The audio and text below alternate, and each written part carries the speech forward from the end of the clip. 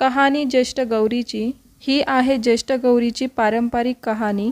तर ऐका। आटपाट नगर होतं, तिथे एक गरीब ब्राह्मण राहत होता। पुढे एके दिवशी काय झालं, भाद्रपद महिना आला। घरोघर लोकांनी गौरी आणल्या, रस्तोरस्ती बायका दृष्टीस पडू लागल्या, घंटा वाजू लागल्या। हे त्या ब्राह्मणाच्या मुलांनी पाहून मुलं घरी आली, आईला सांगितलं, आई आई आपल्या घरी गौर आण।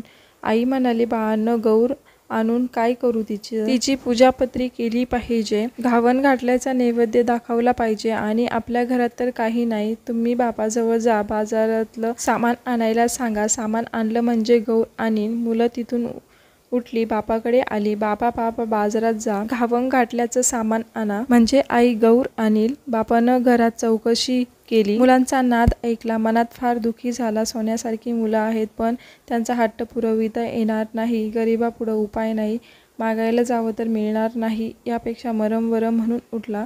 देवाचा धावा केला, तळ्याच्या पाळी गेला, जीव द्यावा म्हणून निश्चय केला।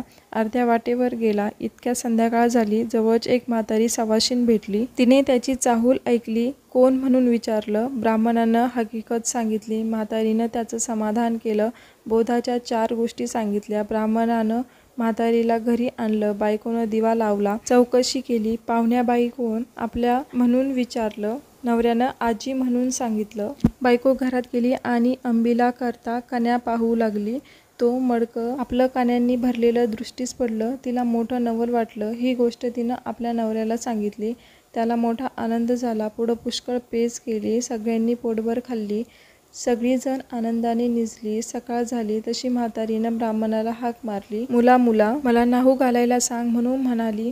घावन घातलं देवाला कर, नाही काही म्हणू नको, रडगाणं काही गाऊ नको। ब्राह्मण तसाच उठला, घरात गेला, बायकोला हाक मारली, अगं ऐकलेस का, आजीबाईला न्हाऊ घाल असं सांगितलं।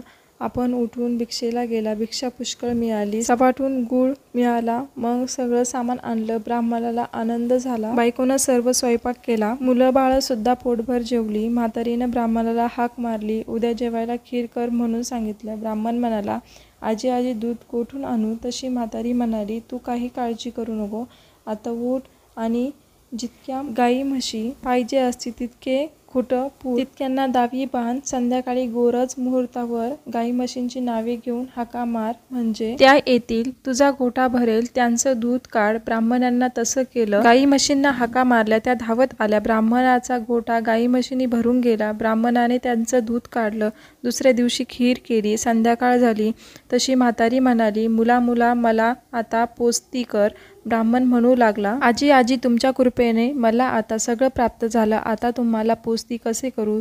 तुम्ही गेलात म्हणजे हे सर्व नाहीसे होईल। म्हातारी म्हणाली, तू काही घाबरू नको, माझ्या आशीर्वादाने तुला काही कमी पडणार नाही।